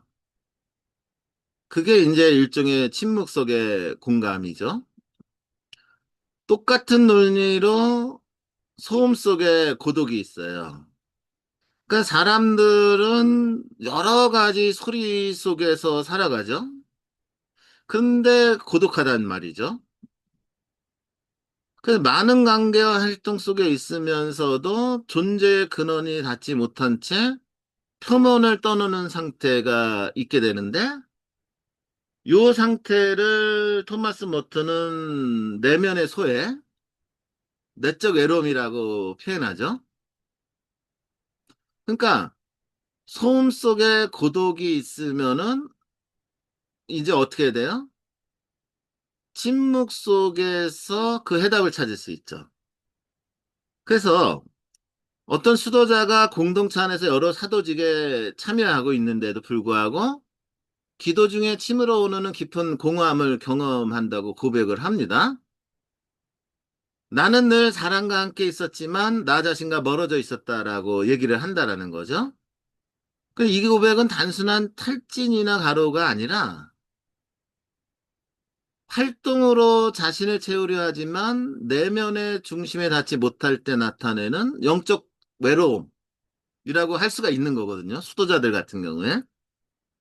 특히 여러분들 같이 본당 안에서 하나님하고의 관계 안에서 신앙심을 열심히 사는 사람들한테는, 신앙의 문이 열린 사람들한테는 이 내적인 고립, 내적인 외로움의 상태가 올 수가 있는 거죠. 그러니까는 이 내적인 외로움의 상태에 들어가기 위해서는 이 소음 속에 있기 위해 있는 것이 아니라 침묵 속으로 들어가야 되겠죠. 그래서 이 토마스 머트는 일종의 내면의 침묵이 부재한 삶이 되면 안 된다. 그래서 침묵이 없는 활동은 정체성의 기반을 흔들며 사람을 피상적이고 산만하며 고립된 상태로 만드니까 이 고독 속에서의 침묵은 내면의 소리를 들을 수 있는 유일한 장소가 된다라고 얘기하면서 오히려 우리 인간이 고립되어 있다. 내가 외로움에 처해 있을 적에 오히려 내면의 소리를 들을 수 있다라는 가능성을 얘기하는 거가 머튼이죠. 그러니까 머튼에게 침묵은 그냥 말을 하지 않는 상태가 아니라 존재의 뿌리로 되돌아갈 수 있는 일종의 성사적 공간인 거고, 사람들과 끊임없이 연결되어 있는 듯 보이지만 자신의 중심과 분리되어 있다면 이는 진정한 관계라기보다는 자기 상실이기에, 고독과 침묵은 자기 자신을 하느님 앞에 정직하게 드러내는 용기의 행위가 될 수 있고, 그 안에서만이 거짓 자아가 아닌 진정한 자아가 되고 하느님을 만날 수 있다라고 얘기한 사람이 머튼인 거죠. 그러니까는 이제 관상을 중요시하는 전통에서는 끊임없이 침묵하라 이런 얘기를 하는 거죠. 그래서 자신의 존재 중심으로 돌아가는 길은 침묵을 통과하지 않고서는 불가능하다. 외부의 침묵은 내면의 침묵을 준비시키며 그 안에서 우리는 우리 자신이 누구인지, 누구의 소리를 듣고 있는지를 알게 된다라고 하면서 외적 침묵도 중요하다. 이런 얘기를 하는 거죠. 그래서 우리가 피정 가는 이유가 그거잖아요. 내가 내적으로 침묵할 수 있는 사람이라면은 굳이 피정 안 가도 돼요. 근데 사람들이 이 소리 속에서도 내적으로 침묵하는 훈련이 안 된 사람들이 많거든요. 그러니까는 외적인 침묵이 저절로 이루어질 수 있는 곳을 찾아가서 내적 침묵으로 들어갈 수 있도록 하는 프로그램이 피정이죠. 그런 관점에서 이제 피정 갔다 오면 사람들이 조금, 와, 뭔가 얻었다라는 얘기를 하는데, 제가 항상 말씀드리지만, 피정이 중요한 게 아니라 여러분들이 일상의 삶 안에서 이 내적인 침묵을 그게 끊임없이 들어가는 훈련이 중요하다라는 거죠. 그랬을 때 이 내적 침묵 속에 있을 적의 컨버전스, 영적인 삶에 큰 변화가 이루어질 수 있다라고 본 사람이 일종의 그 머튼이고, 그래서 이제 굉장히 수도원적인 전통 안에서 외로움과 고독의 문제가 그가 하느님을 만나는 창구가 될 수 있다라고 얘기한 케이스죠. 그 다음에 이제 여러분들 가톨릭 신자들한테는 생소한 신학자지만은 이 개신교 쪽에서는 굉장히 그 위대한 신학자로 알려져 있는 위리감 몰트만이라는 신학자가 있어요. 저는 위리감 몰트만이라는 신학자는 가톨릭 신학자보다 더 가톨릭적이다라고 생각하는 사람인데, 이 위리감 몰트만이라는 분이 그 십자가에 달리신 하느님이라는 그 책에서 하느님은 단지 고통받는 인간을 위로하거나 멀리서 응시하는 존재가 아니라 우리의 고통과 외로움 속으로 스스로 들어오시는 하느님이라고 얘기를 하죠. 근데 굉장히 이게 중요한 신학적인 성찰이죠. 하느님은 외로움이라는 절박한 상처 속에 있는 사람들을 단순히 위로하는 분도 아니고 그냥 응시하는 분도 아니고 그런 존재가 있으면은 그들 속으로 들어오는 분이다라는 하느님에 대한 천명이죠.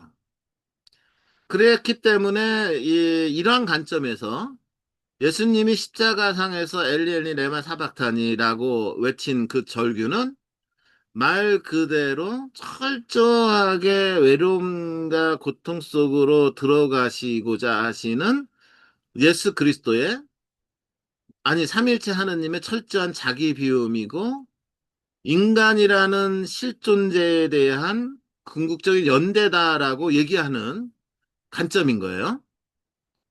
그래서 몰트만은 십자가 사건을 신학적 고립의 절정이자 동시에 구원의 출발점으로 해석을 하면서, 이 고립이라의 자리는 하느님의 부재가 아니라 하느님의 현존이 가장 심오하게 있는 자리라고 얘기를 하죠.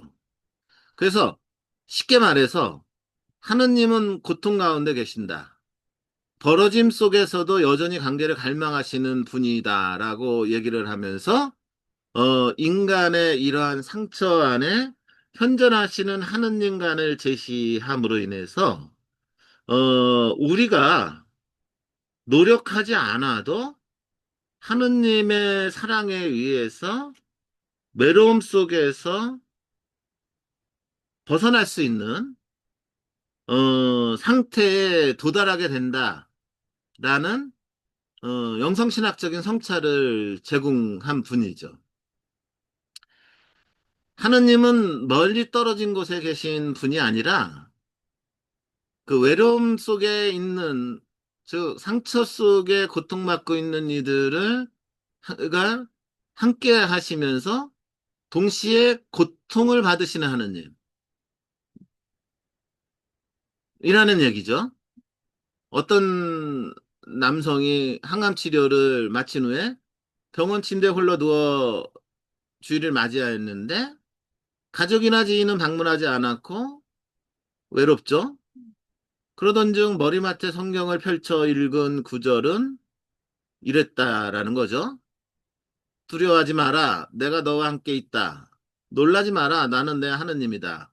내가 너를 강하게 하리다라는 이사야서의 구절을 읽으면서 주님이 이 자리에 함께 계시는 것 같았어요. 저는 혼자가 아니었어라고 고백했다라는 이야기가 있습니다.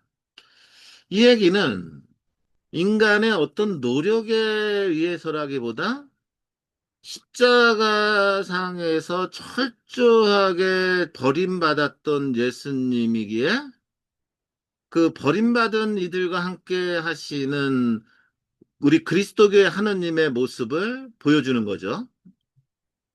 이렇게 하느님은 십자가 안에서 현존하신다라는 거가 몰트만의 신학적인 관점이고, 저는 이것이 상처가 그리스도의 영성이라는 측면을 통해서 극복될 수 있는 하나의 터널인 거고, 이것이 가장 중요한 거다, 이렇게 보는 거예요. 그런 관점에서 우리가 그 예수님의 그 겟세마니에서의 기도하는 장면을 좀 묵상해 볼 필요가 있죠. 예수님께서 겟세마니에서 기도하실 때 예수님께서는 괴롭다, 절교하십니다. 아마 이것은 그 외로움의 그 절정이 아닐까. 왜냐하면 그 누구도 예수님이 느끼는 그 외로움을 공감하지 못했죠. 어, 예수님은 그 누구보다 철저하게 고독했고 외로운 상태에서 하느님께 기도했죠. 제자들은 깨어있지 못했죠. 무슨 뜻이에요? 제자들조차도 예수님의 외로움을 함께하지 못했죠. 예수님은 하느님 앞에 철저히 홀려선 존재로서 오직 전적인 위탁과 고통 속에서 기도하실 수밖에 없었던 사건이 이 일종의 겟세마니에서의 예수님의 기도하는 모습이었고, 하지만 그 상황 안에서 그 철저한 그 영적 외로움 안에서 예수님은 자기가 원하는 것이 아니라 하느님이 원하는, 성부 하느님이 원하는 것을 받아들이는 그 순명의 자세를 보이심으로 인해서, 예수님이 과연 앞으로 어떠한 그 삶을 살아야 할 것인지, 어떤 하느님인지 보여주는 신비로운 사건이다라고 볼 수 있는 장면이죠. 그러면은 예수님만 그랬을까요? 성모님 역시 마찬가지죠. 예수님의 잉태에서 십자가에 이르기까지 자신이 온전히 이해할 수 없는 예수님의 모습을 보면서 이해하기보다는 하느님의 뜻을 수용하는 아까 얘기한 공감적 침묵이죠. 침묵의 길을 걸으시죠. 요한복음에서 십자가에 홀로 남겨진 성모님은 예수님의 마지막 유산인 공동체의 어머니로서의 정체성을 찾았다라고 신학자들이 얘기하죠. 그래서 이 사건은 외로움이 결국 끝이 아니라 공동체와 연결되는 모습을 상징하죠. 그러니까 이 외로움이라는 것은 하느님을 만나는 터널이며 동시에 타자를 만나는 터널이 될 수 있다라는 거가 성서 신학적인 관점에서도 확인할 수 있죠. 그러니까 거듭 말씀드리지만은 우리는 이 세상에 살아가면서 끊임없이 상처받을 수밖에 없고 그 상처 속에서 살아가고 있는데 과연 이 상처는 없어지는 것인가? 없앨 수 있는 것인가? 상처는 없어질 수도 없고 없앨 수도 없죠. 그렇다면 이 상처 속에서 우리는 무엇을 얻을 것인가라고 질문을 할 때 영성은 상처 속에서 타자를 만나게 되고 자기를 보고 동시에 하느님을 만날 수 있는 자리임을 증언하죠.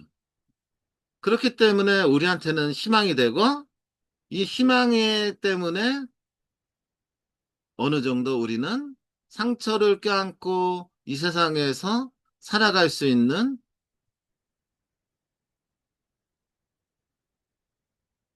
어떤 희망을, 어떤 치유의 모델을 생각해 볼 수 있죠. 그런 관점에서 제가 이 통합적 치유 모델을 제시를 한 것이고, 그렇다면은 이 통합적 치유 모델은 거듭 얘기하지만은 이 철학적이고 심리학적이고 영성적인 것들을 다 포용돼야 될 거라고 볼 수밖에 없고, 거듭 말씀드리지만 여기에 의학적인 측면까지 좀 가미를 하고 싶은데 제가 아직까지도 의학 논문들을 정확하게 읽고 많이 습득을 못해서 지금 다루진 못하는데 나중에 좀 업그레이드된 버전이 나왔으면 하는 바람이고요. 여하튼 이런 측면에서 봤을 적에 요 세 가지 퍼스펙트로 해서 심리적 치료 모델을 제시를 한다면 크게 세 가지 관점에서 접근할 수 있다라는 거죠.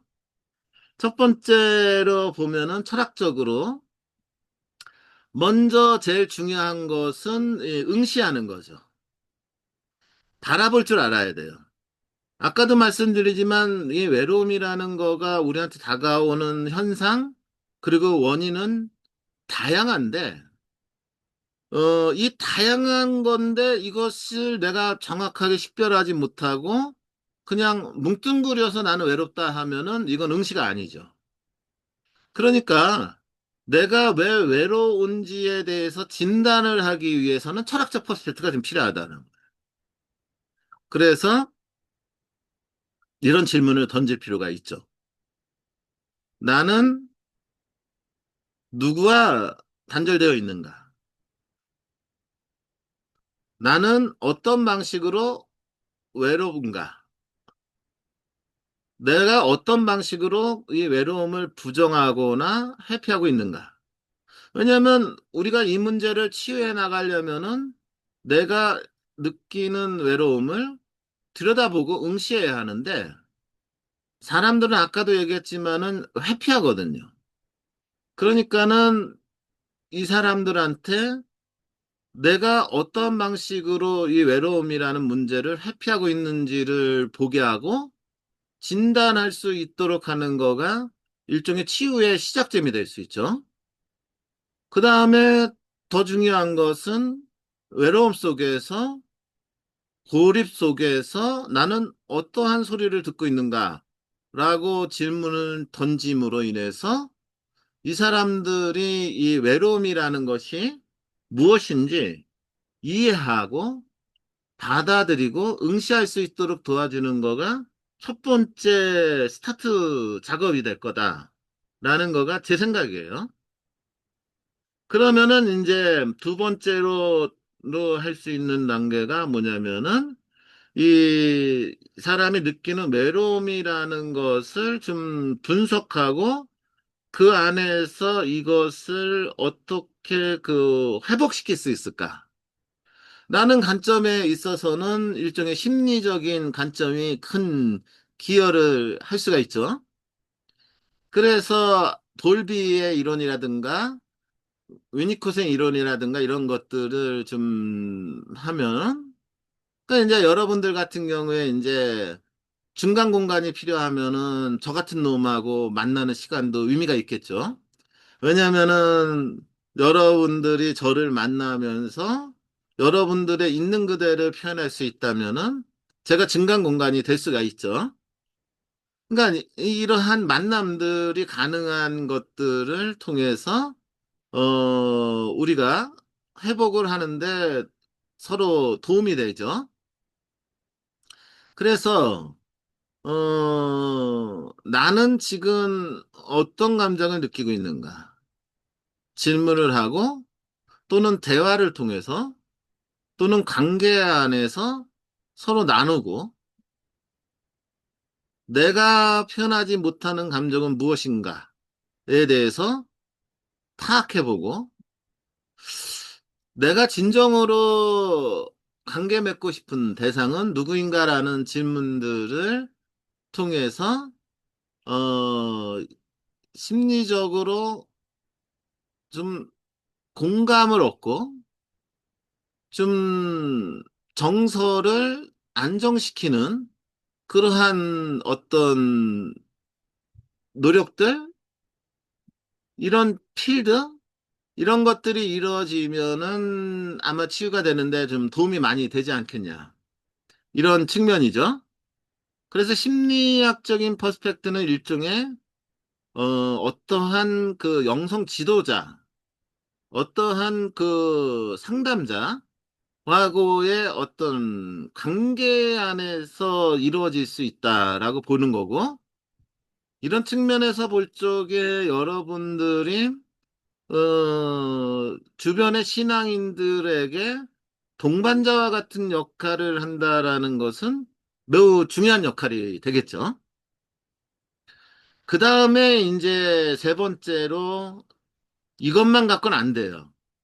결국 영적 지도자든 동반자든 이들이 이들의 문제를 해결해 줄 수는 없고 이들이 느끼고 있는 거, 이들의 외로움이 무엇인지 분석하고 그리고 자신들이 그 외로움이 느끼는 감정이 무엇인지 파악하고 그 외로움 속에서 어떻게 그것을 극복해 나갈 수 있는 힘을 얻을 수 있도록 하는 거로는 여기까지는 가능하지만 궁극적으로 이 외로움이라는 문제가 컨버전스, 완전히 전환돼서 하느님을 만나고 그 안에서 진정한 기쁨을 누리고 살아갈 수 있도록 하는 그 힘은 하느님한테 달려 있기 때문에 결국은 이러한 동반자들은, 상담자들은 하느님께 은총을 구하는 수밖에 없겠죠.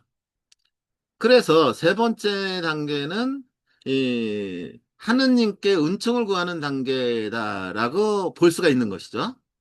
그래서 토마스 머튼이 얘기하듯이 소리 속에서보다는 침묵 속에서 하느님을 응시할 수 있도록 도와주는 거.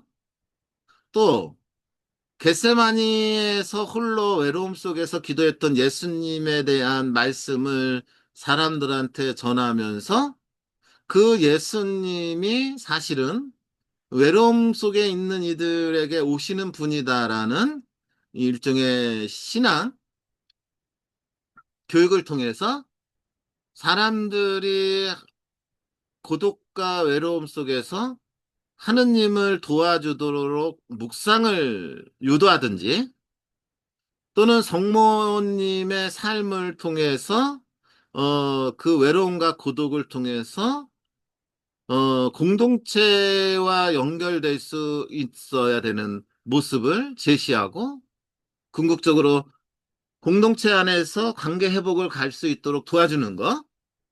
이러한 것들이 일종의 그 하느님께 은총을 구하는 영성적인 그런 그 치유의 방법이 되겠죠. 그래서 유정희 씨라는 분이 있었다라고 하는데 이제 가명이죠. 본당 교리 교수였는데 이 양반 같은 남편하고 사별한 후에 심한 우울증과 외로움에 시달리죠. 사람들과 어울리면 괜찮다가도 밤이 되면 무기력해지고 힘들죠. 그런 중에 침묵 기도를 시작하게 되었고 15분간 하느님 앞에 앉아 있는 시간을 두다가 처음에는 힘들었지만 누군가가 나와 함께 계신다라는 어떤 영적인 센스, 감각이 들어왔고 고독이 사랑 없는 방이 아니라 하느님께 내 존재를 다시 맡기는 공간이 되었다라는 이러한 체험을 통해서 이 외로움이 없어진 건 아니지만 외로움 속에서도 이 세상을 살아갈 수 있는 힘을 얻게 되는 그런 사례들이 많죠. 그러니까 이러한 것들을 통합적으로 우리가 이 삶에서 훈련하고 실천하고 적용하는 것을 통해서 이 외로움의 문제를 해결할 수 있지 않을까. 그리고 하느님이 분명히 도와주시지 않을까라는 거죠. 그렇기 때문에 저는 이 세 가지가 이 통합적으로 적용되는 강의, 어떤 교육 이런 것들이 굉장히 필요하고 또 이런 것을 여러분들의 삶에서 어느 쪽 하나 그 소외시키지 말고 다 인식하고 여러분들이 적응해 나가는 거가 여러분들의 내면에 있는 상처들을 통해서 더 영적인 삶, 더 건강한 삶을 살아갈 수 있는 길이 아닌가라고 생각하는 거가 제가 이 앞에서 얘기하는 이론적인 관점들을 통해서 여러분들한테 제시하는 것이죠. 이런 관점에서 제가 여러분들한테 부록으로 또다시 그 실천적인 지침을 제시를 했는데 첫 번째로 제일 중요한 것은 거듭 얘기하지만 인식하는 거예요. 나의 고립과 외로움을 인식하게 하는 거. 또 여러분들이 스스로 인식해야 되고, 그 다음에 그것을 성찰해야 되고요. 그리고 그 외로움과 고독이라는 거, 여러분들이 겪는 상처가, 얘가 과연 어떤 감성적인 상태인지, 이 감성의 문제를 좀 여러분들이 정확하게 찾아봐야 되고, 그리고 이것이 타자와의 관계, 여기서 타자라는 거 꼭 사람일 필요는 없어요.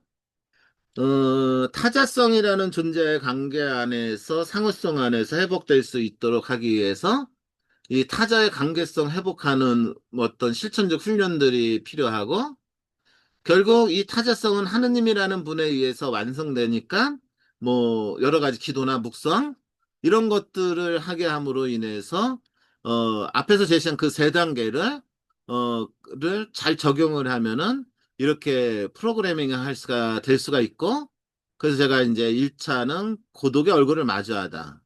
2차는 외로움의 의미를 묻다. 3차는 감정의 언어를 되찾는다. 4차는 공간과 동행이 시작돼야 된다. 5차는 하느님의 침묵 속으로 들어가야 된다. 그 다음에 다시 만나는 얼굴이다라는 타이틀을 통해서 이 프로그램을 제시하게 된 근거가 되는 겁니다. 네.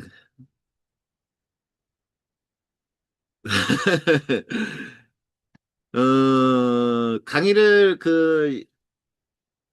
하기 위해서 원고를 이미 오래전에 써놨었는데 계속 고치고 수정해보고 이렇게도 해보고 저렇게도 해보고 또 여러분들의 이해를 돕기 위해서 사실은 사례도 이렇게 제시하면서 이렇게 지금 강의가 되고 있습니다.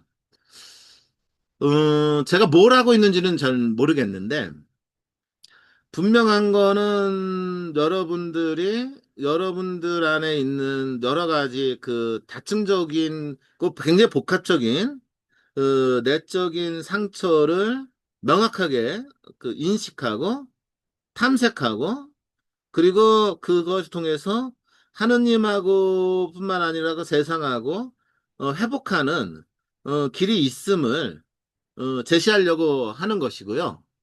그것이 여러분들한테 또는 주변의 사람들한테 조금이라도 도움이 되는 그런 바람으로 오늘도 이렇게 혼자 심취해서 이 강의를 했습니다. 이 다음 강의는 불안의 문제죠. 어, 제가 처음에 했던 자존감 결핍, 수치심, 외로움, 불안은 어, 독립되어 있는 것이 아니라 동시다발적으로 우리한테 다가오는 상처이죠. 사실상으로는 외로움과 불안, 수치심, 이런 것들을 서로 구분해서 이야기한다라는 거가 사실상으로는 맞는 건 아닌 거예요. 그럼에도 불구하고 이것을 독립적인 키워드로 이렇게 보고 들여다봄으로써 전체 그림을 그려내기는 방법론으로는 이런 강의가 필요한 거죠. 그래서 여러분들이 나중에는 이러한 그 개별적인 강의들이 더 통합되고 융합돼서 큰 안목이 형성될 수 있도록 하는 것도 제가 숙제이고 그것도 하느님께 바라는 은총이겠죠. 네, 일단은 여러분도 오늘 주제 외로움이라는 문제를 이렇게 살펴봤습니다.